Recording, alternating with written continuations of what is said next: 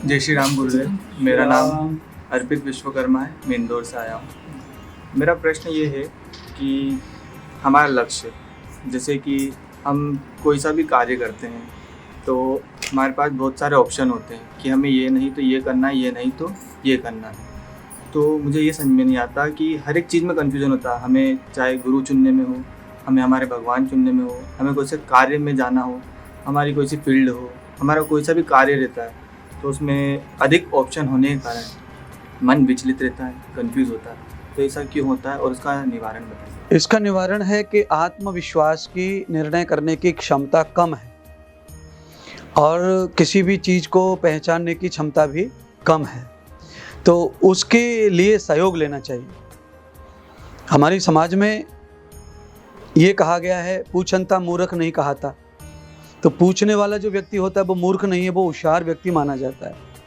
तो इसीलिए हमें किसी व्यवसाय को करना है, कोई नौकरी के बारे में करना है, या पढ़ाई के बारे में सोचना है, या गुरु बनाने के बारे में सोचना है, तो उसमें अगर हम लोग खुद निर्णय नहीं कर पा रहे कि ये महात्मा हमारे योग्य हैं कि नहीं, या कथा क्या करना है, तो सबसे पहली बात तो कभी कभी ऐसा हो जाता है कि गुरु बहुत कम योग्य रहता है और शिष्य बहुत पढ़ा लिखा और योग्य रहता है।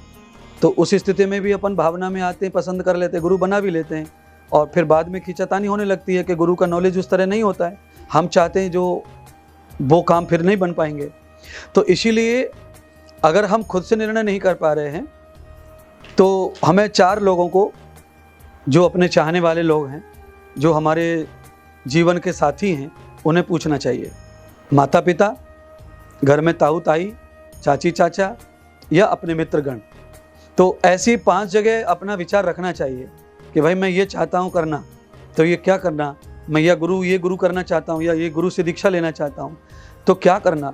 तो वो 5 लोगों में से वोट जिधर ज़्यादा हो वो काम निर्णय पूर्वक कर लेना चाहिए, क्योंकि हमारा विश्वास और हमारा नॉलेज, हमारा निर्णय करने का जो भाव है, क्षमता है, वो कम पड़ रहा है, तो हमें सपोर्ट लेना चाहिए। पहले से ही हम यही परंपरा हमारे शास्त्रों की है।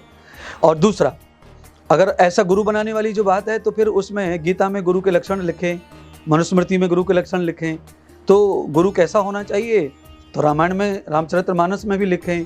तो पुस्तक जो है बिना उद्देश्य के भी पढ़ लेना चाहिए।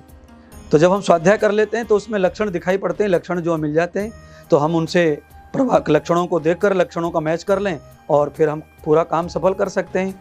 क्योंकि किताब में देख के लोग पिज़्ज़ा बना लेते हैं, किताब में देख के रसगुल्ला बना लेते हैं, किताब में देख गुलाब जामुन बना लेते हैं, किताब में देख के पनीर की रेसिपी बना लेते हैं। तो किताब हमारा पूरक है नॉलेज का, ज्ञान का। पूरा नॉलेज उसमें नहीं होता है, पर वो भी सहायता करती है, वो भी मदद करती है। तो जब ऐसी स्थिति हो तो ऐसा कर लेना चाहिए। और या इसके अलावा दूसरा ऑप्शन गुरु बनाने वाला जो ऑप्शन दूसरा यह है कि हमें लगातार 1, 2, 4 उनके साथ मीटिंग करनी चाहिए। मीटिंग माने उनके चरण छूने चाहिए और वहाँ बैठना चाहिए। और बैठने के बाद में वहाँ का परिसर, आभा मंडल जो है, वो अपने आप बता देता है कि हमें क्या करना चाहिए, गुरु बनाना चाहिए या इनको नहीं बनाना चाहिए। क्योंकि उनके इर्द गिर्द जो चीज़ें हैं वो ही आभा होती है। उस आभा से हमारा ब्रेन, हमारी बुद्धि अपने आप रिएक्शन करती है, और जब रिएक्शन में आते हैं तो एक्शन आता है उसका सही। तो ऐसा भी कर सकते हैं कि उस आभा को देखें, उनका अनुभव करें और फिर गुरु बनाएं, उनके शरण में जाएं। कहावत भी है, पानी पियो छान के और गुरु बनाओ जान के। धन्यवाद भैया।